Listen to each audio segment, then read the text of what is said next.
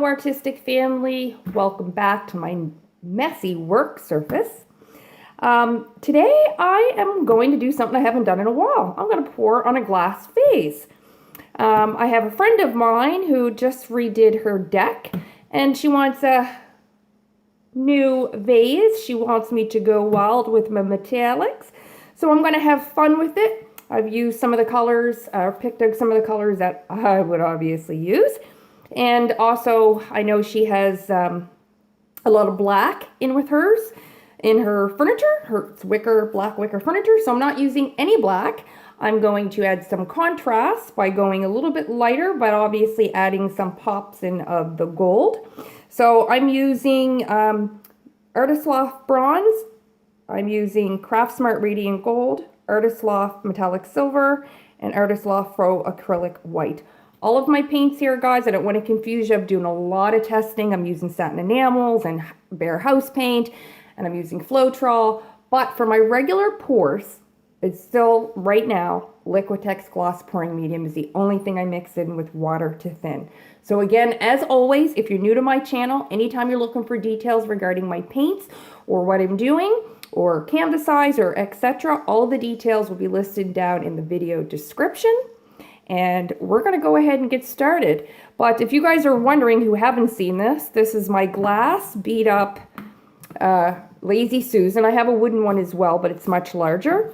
And I did try a few split cups, so I started using this because I really like that shape and style, and I'm like a little kid when it comes to my art. I just love playing. For me, it's tilting the canvas. I don't like spinning. To me, it takes away from, it takes away from that. Like, I actually love watching the paint move, tilting it off, etc. But I digress, getting into something totally different. So let's get back to the pour. So all I have here is just a mason jar, and I use this for any of my glasses. And the reason why is because you can't put your vase completely on a flat surface because you need it to drip down, and then when you go to pick up, you're going to have all the dry parts stuck to the bottom, and then you're going to have to peel that and ruin your whole design. So this mason jar works perfect. It comes up a couple inches off from the bottom of my surface. I can easily go around like I would my canvas and take the drips off. And the Lazy Susan, very practical, I think, because as I'm pouring, I can turn this around. Where my work surface is up against a wall, it makes it a lot easier for me to check to make sure all my sides are covered.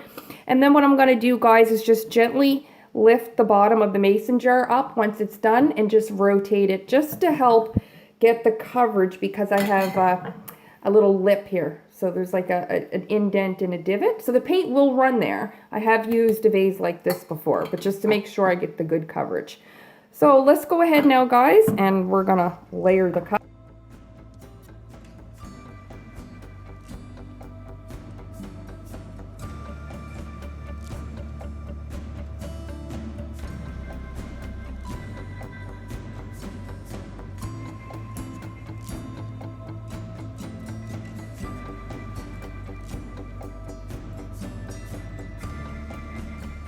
It really does matter the way that you choose to pour from your cup. So this is where I ended, but I'm going to pour sideways so that I have some of the white on different sides, and it does definitely give you a pattern. I'm going to pour that nice and high. Oh gosh, look at that gorgeous design. That is so pretty. I hope that stays. Oh, I hope that stays. I really hope that stays. Okay, so everything is tilting to one side. I didn't level, bad me. Bad me, but I've got tons of paint on top of here that I need to get off anyway. And I'm seeing cells, oh gosh. It's probably from pouring up high and it hitting the top of the glass. Oh my gosh, that's beautiful. Oh, and it's super shimmery. You guys can't even see it. Oh my gosh, this section here is just gorgeous with that gold in it. Okay, I think I'm going to need just a tiny bit, even though I have so much there. I guess I could have done a pour with it, but that wasn't the plan. So I'm just going to add in some white. and some gold. And a tiny hit of the silver. And, oh, do I really need to? Okay, let me just try to tilt a bit more, guys. Because this, ah! Oh, that would almost became a disaster, guys. It is definitely much harder with the lip, but I have to get that off, because if I don't get the top off, then that's all gonna pile up and be super thick and will probably crack at the top, and then that's no good. Okay, so I do need it, and I just totally ruined that gorgeous design. Oh, that it looks like such a different color. I can see the silver mixed in with the gold. I can see a tiny bit of lacing there. It's absolutely gorgeous, so all of it. But unfortunately, okay, so I want to go from the side again.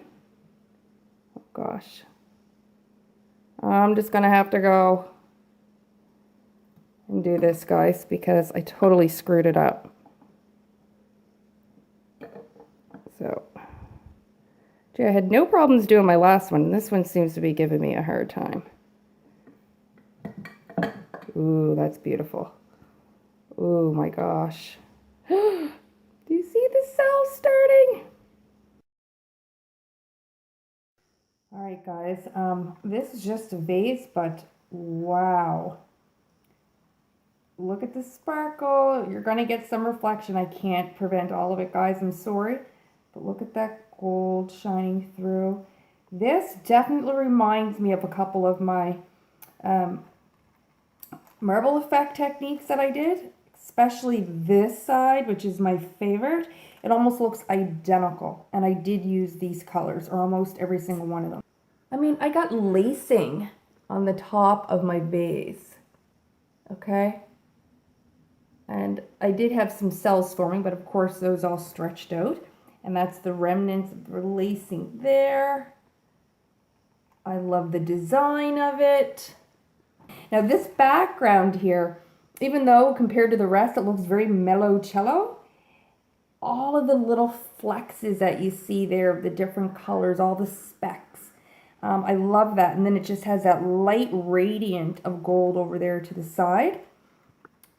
Yeah, I love every aspect of this, guys. It's gorgeous.